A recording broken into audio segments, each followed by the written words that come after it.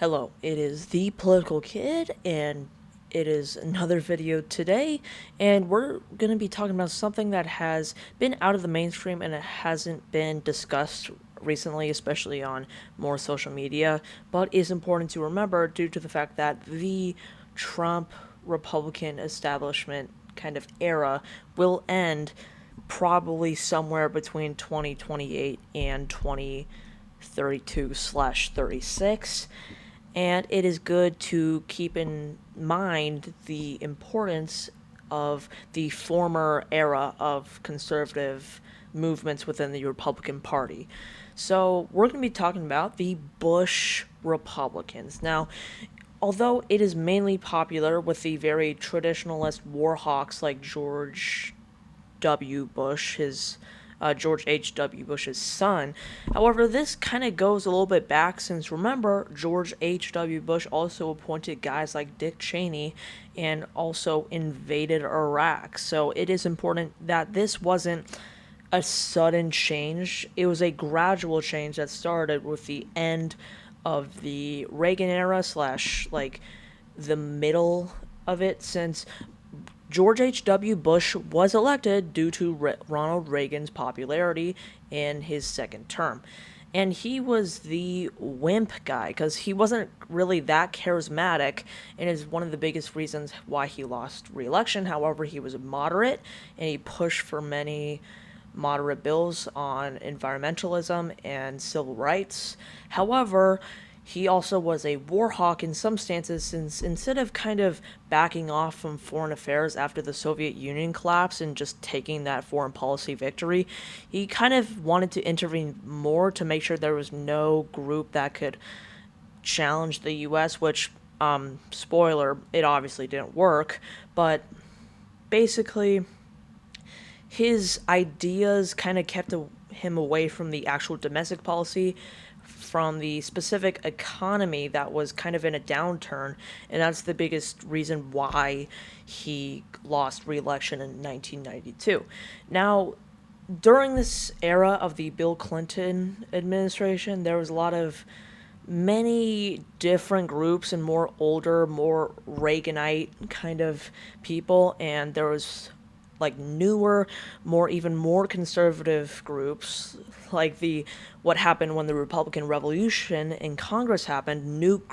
Gingrich, Newt Gingrich, I forget how to pronounce it, but hey, he had a big impact in the mid 90s, late 90s kind of view on conservatism, and he brought forth candidates like Bob Dole, who obviously got like hammered since Clinton was just that popular. Even with all his scandals, he was just the third way in the Democratic Party. He was the comeback kid, like in American politics. So this is where we get to George W. Bush. Now, he did have a challenge from more Reaganite slash Bob Dole and George H.W. Bush contenders like John McCain, who pose a very intimidating threat within the 2000 Republican primaries.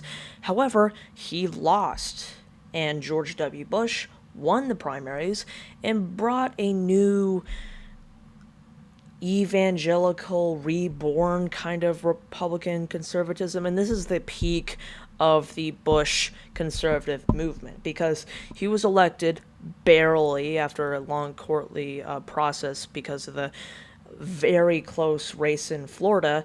But although it was a rocky start, he eventually got the ball rolling with education reforms and just moderate conservative policies. However, then 9/11 happened. So he wanted and was given the chance to be more like his dad. He passed the Patriot Act, which gave more surveillance on the American people, which is obviously good and bad at the same time, and is a very contentious policy today, even though we've kind of just forgotten about that whole thing. However, he invaded Afghanistan and then later Iraq, and then that was the catastrophic conclusion to his popularity in American politics. Obviously, he did win in 2004, since the reminder of 9/11 was still very in the brain of American voters, and John Kerry just sucked as a presidential candidate since he always kind of just focused on his war veteran, you know, accomplishments. But this also means he was given another term to do more stuff in Iraq and Afghanistan. So this left John McCain, who came back and won the 2008 Republican primaries, in a very difficult spot. However, he was able to push more moderate conservative tones within his campaign, even though he was facing a black Democrat, and there was many racist conservatives within his own party suggesting him to attack his race or like possible claims that he was a Muslim, even though he was definitely not. And he ignored those claims since he wanted to be a more Bush-style establishment civil guy. And he didn't even want to exacerbate these claims. So that was a really good thing, and it was really just a breath of fresh air, especially in a very dark time due to the Great Recession that also happened in 2008 and continued for the early 2010s. Now we kind of get to the Romney era, which is basically Democrats had a huge win in 2008 due to the fact that they were able to get a lot of like scores in the Senate, the House, and obviously the presidency, and they're able to get a 60-seat majority in the Senate. That is historic. That is 6 seats away from a 2/3 majority, which could basically pass anything they wanted. And it was good for a time, but only 50 of those Democratic senators actually voted for the Obamacare Act that I've talked about last video, and it started to get like on the nerves of many moderate Democrats who slowly shifted to the Republicans, especially when he was passing more liberal progressive bills. So he eventually shifted to more moderate traditional establishment leaning bills, Obama. And then this kind of caused Romney to start losing because his whole basis was that Obama still had these problems with the Great Recession, and the only way we could kind of stop this recession is to make businesses, small businesses, grow due to tax cuts, and then allow more policies that were from the Bush era to come back, even though the Bush presidency and its unpopularity were in the minds of American people. The Obama charm and the fact that he was also making a lot more moderate bills gave Obama the edge, and unfortunately, the Mitt didn't fit, so Mitt Romney lost. And this is where we get to the new Trump era. And in 2016, there was a huge chance that they could have just elected Jeb Bush, which would obviously be another Bush traditional establishment guy, which, I mean, it's in the name, so it could have happened, but Republicans were just not happy with the Bush-style Republicans. Therefore, they nominated Donald Trump. And even though the American people were very afraid of him, and in some ways, and Republicans were a little bit scared that he could lose the 2016 election, people were just tired of traditional policies and the kind of establishment Democrats, so they elected Donald Trump. And this is where the establishment traditional Republicans just wanted to blend in with the Trump administration because he was obviously in a very good position, especially within the first 2 years. And Paul Ryan, Jeff Sessions, all these very traditional establishment Republican Bush traditional establishment guys got into the administration, kind of rebranded itself as a Trump ally, and therefore got a lot of influence within the Trump administration, allowing certain bills that were supportive of those measures to pass within Trump's term. Now, they weren't able to repeal Obamacare, but that was only because there was way more extreme Republicans who wanted to do even more than that, which they weren't able to do. And in 2020, Trump obviously lost, and they did the Bush traditional Republicans, who are getting very old, and they still are today. They were had a good chance of actually winning with Nikki Haley, who was definitely one of those Bush traditional establishment Republicans. However, Trump's popularity and name recognition was just too good, and he won the Republican nomination. So again, like they did after Trump's win in 2016, many traditional Republicans have gone into and blended in with the new establishment Trump kind of era of the Republican Party.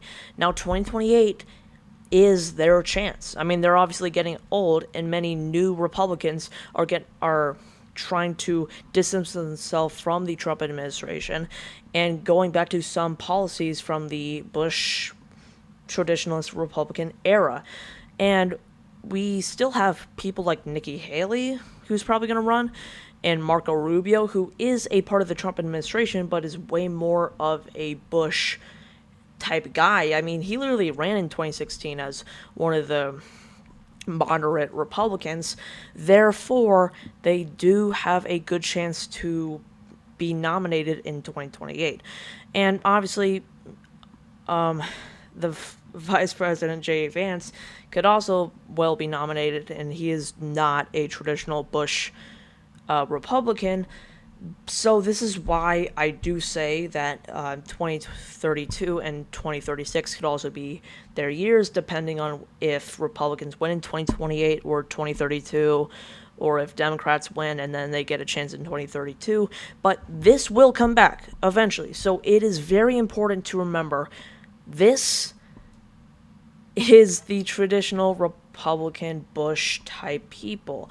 And we've had this since the late 80s, and they were a big part of government until like 2016, and they've still been blending into the new era of politics. So there could be another figure who has been leading with these policies. So it is good to remember, be aware, and remember all the good things and all the bad things that have happened during the George H.W. Bush administration and the George W. Bush administration, and how the Congresses of the Republicans during Democrat executive control, so basically when Clinton was in charge and when Barack Obama was in charge, kind of how they operated and how they operate today.